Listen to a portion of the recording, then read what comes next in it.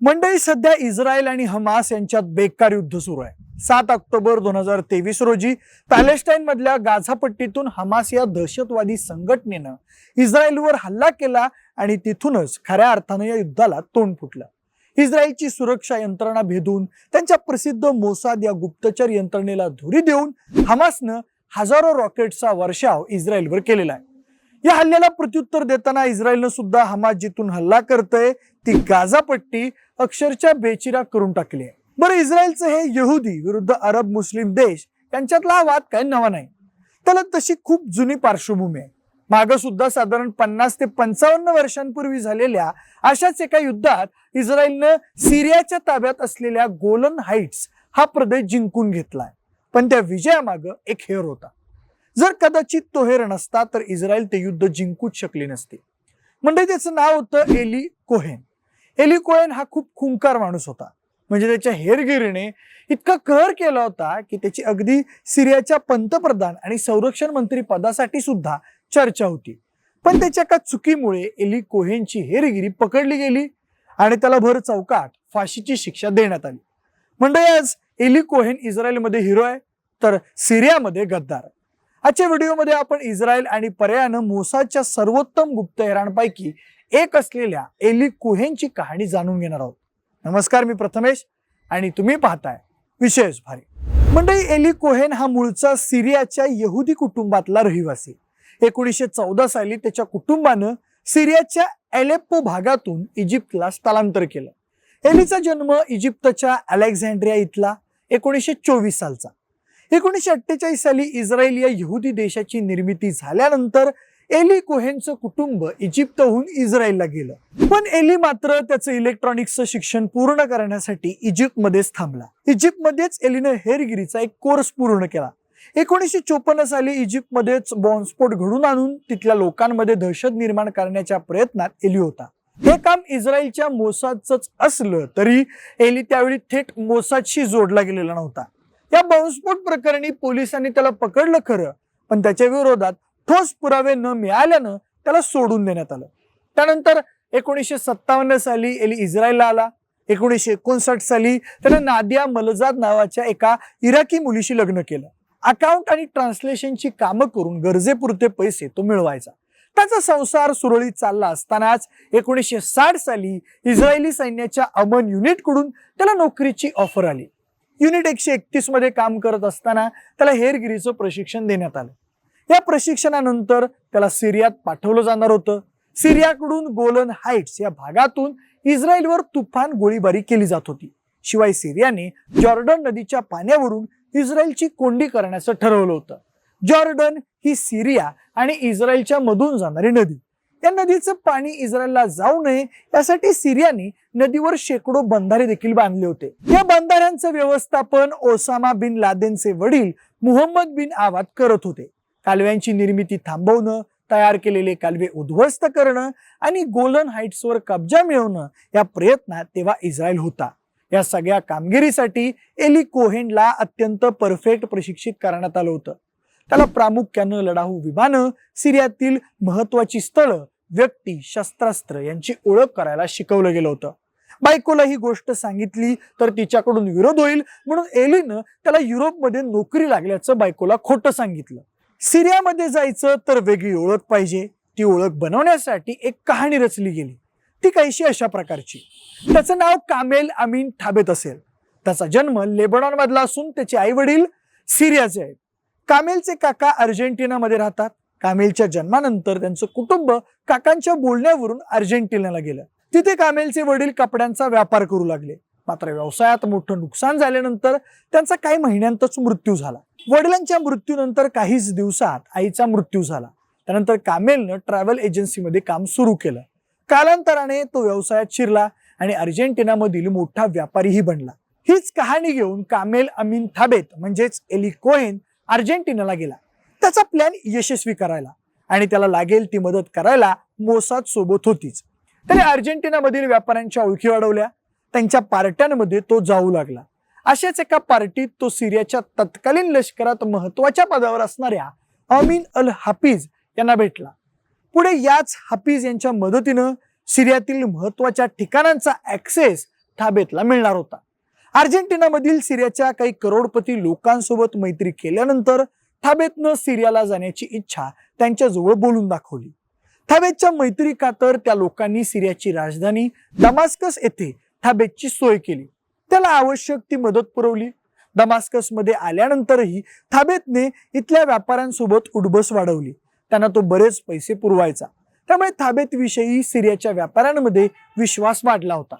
पुढे लष्करात उत्तम कामगिरी करणाऱ्या अमीन अल हफीज यांनी सिरियातील सरकार उलथवलं आणि ते स्वतः राष्ट्राध्यक्ष बनले. कामेल थाबेत आणि अमीन अल हफीज यांची तोपर्यंत घनिष्ठ मैत्री झाली होती.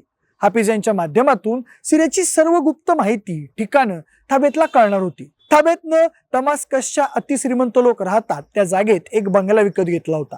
तिथे तो नेहमीच पार्ट्यांचं आयोजन करायचा. या पार्ट्यांमध्ये सरकारी अधिकारी, मंत्री, पोलीस तसंच सैन्य प्रशासनातली लोक उपस्थित असायचे.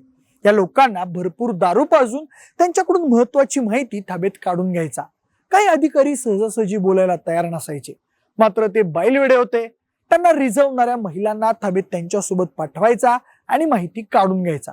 त्याचबरोबर राष्ट्राध्यक्ष ज्या माणसाला जवळचा मानतात त्याच्याविषयी शंका घ्यायचं कुणाला कारण नव्हतं किंवा कुणाची तशी हिंमतही नव्हती. म्हणजे याच विश्वासाच्या जोरावर थाबेत यांना संरक्षण मंत्री किंवा प्रधानमंत्री करा अशी मागणी ही लोक करायचे. लष्करी लोकांसोबत बोलताना थाबेत इस्रायल विरुद्ध आक्रमक शैलीत बोलायचा. तुम्ही अमुक तमुक प्रकारे हल्ला केला तर आपण लवकर त्यांना धडा शिकवू वगैरे तो बोलायचा. अधिकाऱ्यांना तुम्ही काहीच करत नाही असे टोमणेही लावायचा. यावर ते अधिकारी सैन्याची जी काही तयारी आहे, यंत्रणा आहे ती दाखवण्यासाठी थाबेतला सोबत घेऊन जायचे.